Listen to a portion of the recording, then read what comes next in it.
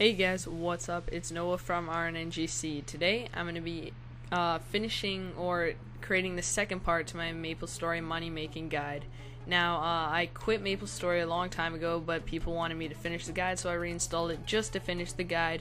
When this is over, I don't know whether I'll continue to play. I kind of got bored of it, but I'm just going to finish the guide for you guys. So now we're going to go over how to make the money. So to do this, you'll need 20 million, which you can watch part 1 to figure out how to get your first 20 million. You don't need 20 million, but preferably you can start from anywhere 2 million to 20 million, but really 20 million is how you're going to make the big bucks fast. 2 million will get a bit slow, but still you can work your way up. And second, you'll need a shop permit. I stressed this a lot in the first video, so make sure you have a shop permit. Doesn't have to be a hired merchant, just a regular shop permit will do. So quickly, let's get on to some tips and how we're going to make money. We're going to be using the TDM strategy, which I made up personally. Now what that is I like to call it the 2 different market strategy. Now, how this works is, this is why you need a shop permit.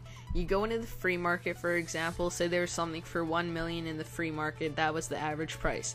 You'd buy it for 900k, maybe 900 to 1 million, and then is somewhere in there. So, although it might be a bit less than the price, it's not ripping off. Like a merchant would say, I'll buy it for 300k and sell it for 1 million. So, it's not really ripping off, it's just getting a better deal on it. So once you do that, you go into the free market, or you go set up your shop in the free market, and then you put it in for, say, around 1.5 to 2 million. Now, why someone would buy this is convenience. Convenience is key. This is how the strategy works. People who have tons of money don't want to sit around in the free market spamming, buying so-and-so, or such and such, whatever. And just sitting there buying something. What they'll do is they'll walk into the free market and buy the first thing they see. That's why you always see overpriced stuff in there, and that's why you will never, ever, ever, ever, ever, ever buy something in the free market. Never do it. Just never. You'll lose money almost all the time. So that is how you're going to do it. Now, a few things you want to keep in mind is not to rip people off majorly. Like, you can get a better price on it, but try not to rip people off. You can if you want, that's perfectly fine. You might make a bit more money sometimes, but my theory is why that's not so good is because although you might make a bit more money sometimes, if that person finds out you rip them off, they'll never want to trade you again. But I've had people come back over and over again because I always give them a good deal, so they go, okay, here, buy this. And I'll tell you, once out of every 100 I'll lose money. I rarely lose money, and people always want to retrade me and sell me more stuff. So it kind of builds a relationship with the sellers, if you know what I'm talking about. So I mentioned 2 different markets, so that's why you need a shop permit, otherwise it won't actually work. Spot is key. That's one of the most important things other than a shop permit. If you get a spot in FM22, the very last one, no one's ever going to go there because the pros, as I said, convenience, aren't going to go conveniently through every single free market and get you on the last one. You must have a free market 1 through 6. If you're not in 1 through 6, because those are the bottom levels, you'll have to lower your prices, which lowers your profit, because if you don't lower your prices, no one's going to want to travel up there. They'll go, okay, so this one's a bit lower than the one down there, let's buy it. So you can't have high prices in anything that's not free market 1 through 6. Preferably you want 1 through 4. 5 and 6 are iffy.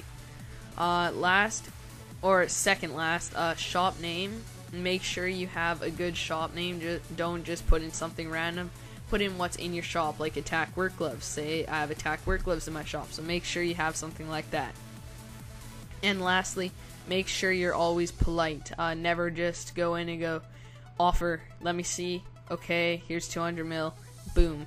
Like, that's not nice. You won't keep the seller happy. And if you're polite, they might lower the price. So that's what I always think of it. Now, if you don't know the price on something, this is the most important rule when buying things. You never, ever, ever, ever, ever buy something when you don't know the price. I made a mistake today doing that. I thought this must be worth a lot of money because as I said, I haven't played in a while, and it was a potential item, and I'm like, oh, this must be worth a lot of money.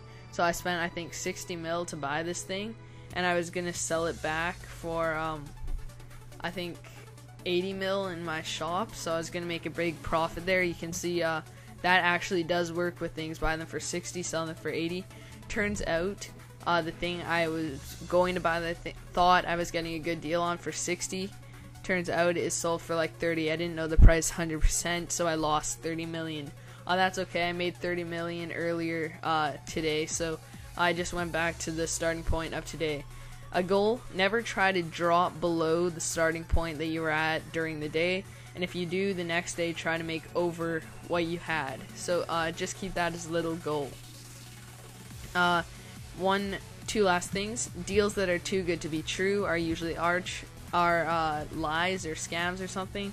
If you see 10 attack work gloves for 100 mil, currently the price is like 170, I would definitely think twice before buying them, because they probably have something done to them, like they've used hammers on them, so they're only like 100 mil. So people will try to scam you. It's not a nice world out there in Maple. And also, don't ever settle because you're too lazy.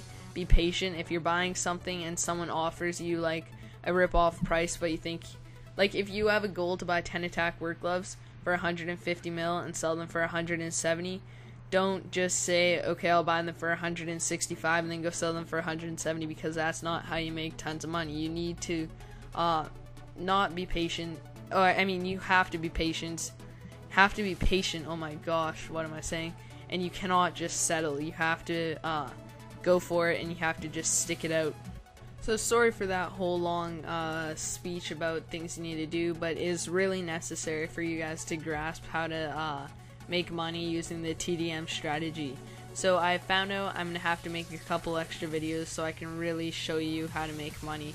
But here's a couple clips that I got that I'm just going to briefly explain, and I'll explain more in depth in the next videos. So as you can see here, this is a thing I use called roaming the FM. You just roam around the FM looking for deals that people are doing. This guy was selling 10 decks robes for 500k, I believe. I bought them both for 950k or $1 million, I don't know. But usually you can sell them in shops each for $1 million. So I just roamed around looking for deals. And if you read that, I was polite to him. I just said, please, thank you, hey, how's it going? Asked him, started a friendly conversation, worked around, and got actually a really good deal from him. And yes, today I have sold them each for $1 million, so I made $1 million profit there with barely any money. And finally, I have another quick example here of me buying 10 attack work gloves, just using the old strategy, just spamming through the FM saying buying 10 attack work gloves, 150 mil. So I went in here, bought them for 150 mil, easily got them, just check them. Always check your item twice before you purchase it. Say thank you, do all that stuff, take it.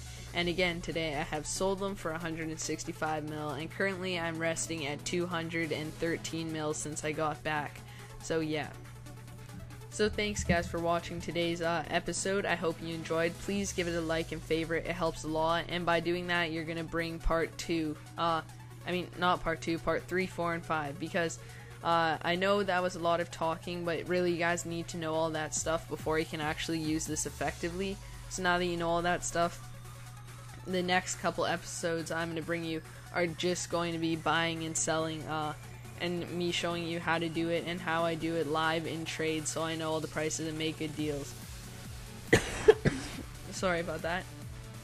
But that's going to be coming soon. I'll be sure to have that soon. And yeah, just please like and favorite. I hope you enjoyed this video. It took me quite a long time to make, quite a long time to get all the tips together and all that, so I really, really, really appreciate a like and favorite. And I'll see you guys in the next video.